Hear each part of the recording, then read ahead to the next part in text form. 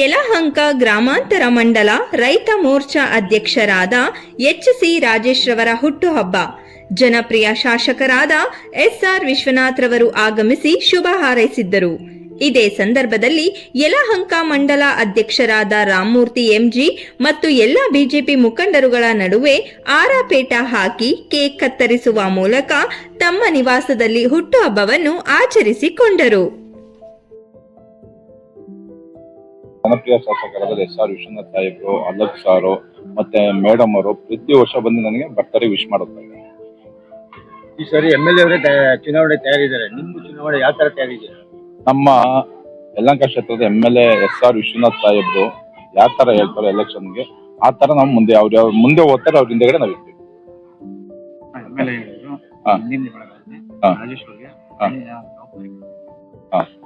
ನಾವು ನಮ್ಮ ಎಸ್.ಆರ್. ವಿಶ್ವನಾಥ್ ಸಾಹೇಬ್ರ ಹಿಂದೆಗಡೆ ಅವ್ರು ಏನ್ ಹೇಳ್ತಾರೋ ಆ ತರ ನಾವು ಮುಂದೆ ಹೋಗ್ತಾ ಇರ್ತೀವಿ. ಅವ್ರು ಏನಾದ್ರು ಕೊಡ್ಲಿ ನಾವು ಅದಕ್ಕೆ ಅವ್ರಿಗೆ ತಲೆ ಬಾಕ್ತೀವಿ. ನಿಷ್ಠಾವಂತ ಮುಖಂಡರಾಗಿ ಇತ್ತೀಚಿನ ಒಂದು ಪಕ್ಷದಲ್ಲಿ ನಡೆಸಿರೋ ಬೆಳವಣಿಗೆಗಳನ್ನ ನೋಡಿದ್ರೆ இந்த ಪಕ್ಷದಲ್ಲಿ ಒಂದು ಬಿರುಕು ಮೂಡಿದೆ, ಎರಡು ಬಣಗಳಾಗಿದೆ, ಮತ್ತೆ ಶಾಸಕರ ವಿರುದ್ಧವಾಗಿ ಹಲವು ಆರೋಪಗಳು ಕೂಡ ಕೇಳಿಬರ್ತಿದೆ.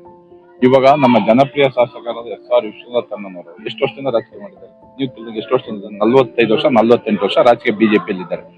ಅರ್ಥ ಆಯ್ತಾ? ಅವರೇನಾದ್ರೂ ಒಂದು ದಿನ ಮನೇಲಿ ಇರ್ತಾರ? ಬೆಳಿಗ್ಗೆ 6:30 ಬೆಳಿಗ್ಗೆ 4 ಗಂಟೆ 4:15 ಎದ್ರೆ ರಾತ್ರಿ 11:30 12 ಗಂಟೆ ಮನೆಗೆ ಹೋಗ್ತಾರೆ. ಬೆಳಗ್ಗೆ ಎದ್ರೆ ಎಲ್ಲ ಒಂದು ಹೋಬ್ಳಿ ಬಿಡಲ್ಲ, ಮಿನಿಮಮ್ ಡೈಲಿ 1 3 4 ಹೋಬ್ಳಿ ಸುತ್ತಾರೆ. ಇವಾಗ ಹಿಂದೆಗಡೆ ಮಾತಾಡೋರ ಬಗ್ಗೆ ಓಟಕೆಗಳ ಬಗ್ಗೆ ತಲೆನೇ ಕೆಡ್ಸ್ಕೊಂಬಿಟ್ರೆ ಯಾವ ನಾಯಿ ನರಿಗಳು ಮಾತಾಡ್ತಾರೆ, ಯಾಕೆ ತಲೆ ಕೆಡ್ಸ್ಕೊಂತೀರಾ ಸಾಹೇಬ್ರ ಬಗ್ಗೆ ಹೇಳಿ ನೀವು?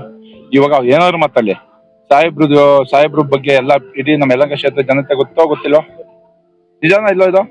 ಈಗ ಏನೋ ಹಿಂದೆಗಡೆ ಮಾತಾಡ್ತಾರೆ ಹಂಗೆ ಹಿಂಗೆ ಅಂತ. ಇವಾಗ ನನ್ನ ಸ್ನೇಹಿತರು ಇಬ್ರು ಇದ್ದಾರೆ. ಇವಾಗ ನಾನು ಇನ್ನೊಬ್ಬ ಕೃಷ್ಣದಲ್ಲಿ ಓಡಾಡ್ತಾ ಇದೀನಿ. ಇವಾಗ ನನ್ನ ಫ್ರೆಂಡ್ಗಳು ಯಾರ ಮೊನ್ನೆ ಒಬ್ಬ ರೇಂಜ್ ರೋವರ್ ತಮ್ಮಂದಾನೆ, ಒಬ್ಬ 4ಮ್ಯಾಟಿಕ್ ಬೆಂಚ್ ಅಂತ ತಂದಿದ್ದಾನೆ. ನಾನು ಅದಕ್ಕೆ ಹಸುವೆ ಬಿಡಕ್ಕಾಗುತ್ತಾ? ಅವ್ರು ತಾಕತ್ತು ಅವ್ರ ಶ್ರಮ. ನಮ್ಮ ಶ್ರಮ ಏನೋ ದೇವ್ರ ಮುಂದೆ ದಾರಿ ಬಿಟ್ಟು ನಾವು ತಾಂತೀವಿ. ನಮ್ಮ ಶಾಸಕರು ನಾಳೆ ಬೆಳಗ್ಗೆ ಬೇಕಾದ್ರೆ ಹೆಲಿಕಾಪ್ಟರ್ ತಗೊಂಡು ಓಡಾಡ್ತಾರೆ. ಅವ್ರಿಗೆ ತಾಕತ್ತಿದೆ, ಅವ್ರ ಕಷ್ಟ ಶ್ರಮ ಇದೆ ಅವ್ರದ್ದು. ಹೇಳಿ. ಆಮೇಲೆ ಏನಂದ್ರೆ ಮುಖ್ಯವಾದ ಆರೋಪ ಬಂದವರು ಕಾರ್ಯಕರ್ತರನ್ನ ಬೆಳೆಯೋದಕ್ಕೆ ಬಿಟ್ಟಿಲ್ಲ ಶಾಸಕರು ಅನ್ನೋ ಒಂದು ಆರೋಪ ಮಾಡಿದ್ದಾರೆ. ನೀವು ಶಾಸಕರ ನಿಕಟ ಒಂದು ಸಂಪರ್ಕನ ಹೊಂದಿದ್ದೀರಾ, ನಿಮ್ಗೆ ಅನ್ಸುತ್ತೆ ಶಾಸಕರು ಕಾರ್ಯಕರ್ತರನ್ನ ಬೆಳೆಯೋದಕ್ಕೆ ಬಿಟ್ಟಿಲ್ಲ? ಇವಾಗ ನೀವು ಹೇಳ್ತಾ ಇರೋದು ಕರೆಕ್ಟ್. ನಾನು ಬಿಜೆಪಿಗೆ ಸೇರ್ಪಡೆಯಾಗಿ 3.5 ವರ್ಷ ಆಗಿದೆ. ನಾನಿನ್ನ 3 ವರ್ಷ ಆಗಿಲ್ಲ ಎಲೆಕ್ಷನ್ ಇದು ಸಾಹೇಬ್ರ ಜೊತೆ ಸೇರಿ ನಾನು ಯಾವ ಮಟ್ಟಿಗೆ ಬೆಳೆಸಿದ್ದಾರೆ? ನಿಷ್ಠಾವಂತ ಕಾರ್ಯಕರ್ತರಾಗಿರ್ರಿ. ನಾವ್ ಇಲ್ಲಿವರೆಗೆ ಯಾವತ್ತ ಲಿಂಕ್ ಕೊಟ್ಟಿದೀವಿ ಹೊರತು ಹಿಂಗ್ ಯಾವ್ದು ಹಿಂಗ್ ಮುಟ್ಟಿಲ್ಲ. ಅರ್ಥ ಆಯ್ತಾ? ನಾವು ಸಾಹೇಬ್ರು ಇವತ್ತು ಹೋಗಿ ಕೇಳಿ, ನಮ್ 3 ವರ್ಷ ಆಗಿದೆ, ನಮ್ನ ಯಾಕೆ ಇಷ್ಟೊಂದು ಬೆಳೆಸಿದ್ದಾರೆ ಸಾಹೇಬ್ರು? ನಾವು ನಿಷ್ಠಾವಂತ ಕಾರ್ಯಕರ್ತರಾಗಿದೆ. ಯಾವುದೇ ಪಕ್ಷದಲ್ಲಿ ನಾವು ನಿಯತ್ತಾಗಿರ್ತೀವಿ. ಸಾಹೇಬ್ರು ಯಾವ್ದೋ ಚುನಾವಣೆ ಬಲಿ ಕೊಡದೇ ಇಲ್ಲಿ ಆ ಪಕ್ಷಕ್ಕೆ ನಾವು ದುಡಿಯೋದ್ಕಂತೂ ನಾವು ಸಾಹೇಬ್ರು ನಾನು ಇರೋವರೆಗೂ ಸಾಹೇಬ್ರು ಶಿಷ್ಯನಾಗೆ ಇರ್ತೀನಿ. ಓಕೆನಾ? ನಮ್ಮ ಭಾರತೀಯ ಜನತಾ ಪಾರ್ಟಿ ಬಂದಾದ್ಮೇಲೆ ಅವರಿಗೆ ಗುರುತರವಾದಂಥ ಯಲಹಂಕ ವಿಧಾನಸಭಾ ಕ್ಷೇತ್ರದ ರೈತ ಮೋರ್ಚಾ ಅಧ್ಯಕ್ಷರಾಗಿ ಜವಾಬ್ದಾರಿಯನ್ನು ಕೊಟ್ಟಿದ್ದೀವಿ.